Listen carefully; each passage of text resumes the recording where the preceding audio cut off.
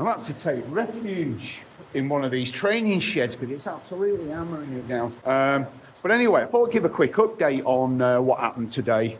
So we had the first real event since the election, and that was a councillor induction event. And quite a lot of things happened there. You know, officers give everyone a briefing on how things are going to move forward.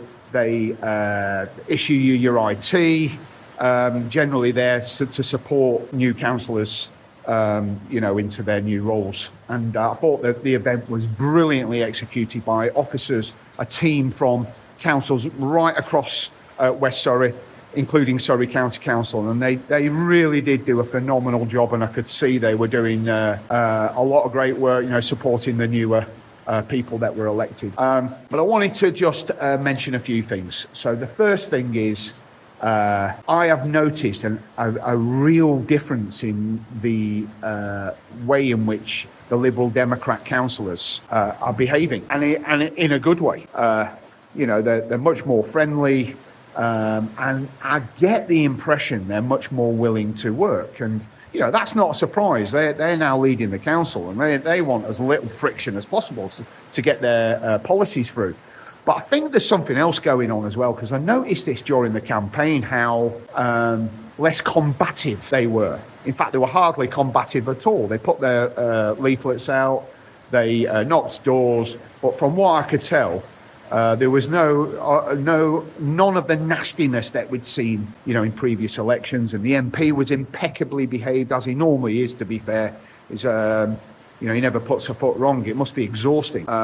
And he really went out of his way during the polling day and the count to be really friendly, and that's great, and it was really nice to see. But I think there's something bigger going on. They've got their eyes on a bigger prize. I'm certain our MP's got his eyes on a bigger prize, and I think that the Liberal Democrats, while they've now taken most of the borough councils before the election last week, and now they've taken the West Surrey, and in substantial numbers as well, 54 to R20, an incredible achievement. But I think they've got their eye on a much bigger prize. They want to show the electorate that they are ready to govern, because it's obvious to see in the news there's a lot of still instability in government.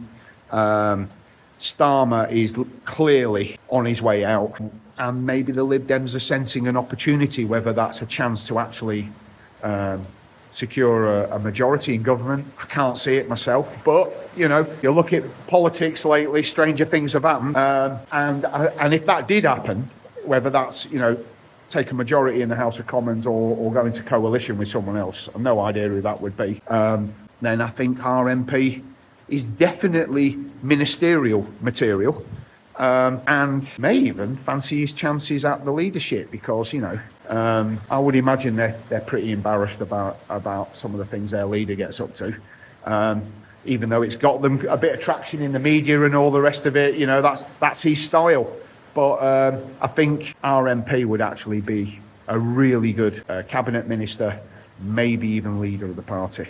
He's definitely got what it takes, and I suspect that's what he's got his eye on, and that's why everybody's behaving, because this is a test for them now. Ahead of a general election, 3 years off, unless someone calls one sooner, they've got a real opportunity now to show that they are fit to govern. And it will start here in West Surrey. They'll show the constituents in West Surrey what they're made of, and I'm really excited to watch it all unfold. And you can count on me to give you a front row seat. So that leads me to the next thing, which is the leadership. So I did say to you in my previous video that 3-horse race: Shaun McDonald, Anne-Marie Barker, Paul Follows. My suspicion is that it will go to Anne-Marie Barker. I picked up a few things today. I don't think Paul Follows is taken very seriously outside of Guildford with the rest of his with the rest of his group, and I'm not sure he's going to get the support. He's very dogmatic, very adversarial, and I can see his style of politics definitely not fitting into that whole sort of clean up the act and show show constituents that the Liberal Democrats are ready to govern. I can't see that. I can't see him fitting that mould, to be honest with you. Shaun McDonald might, but he's still quite inexperienced. He's definitely getting better, getting more comfortable in his shoes. So that's why I think he has withdrawn. From what I hear, he's withdrawn from the leadership race, and he's going to get behind Anne-Marie Barker. I suspect they'll have done a deal where he's her deputy or whatever, and that'll squeeze Paul Follows out, all being well. If we want West Surrey to be a success, I don't think Paul Follows is the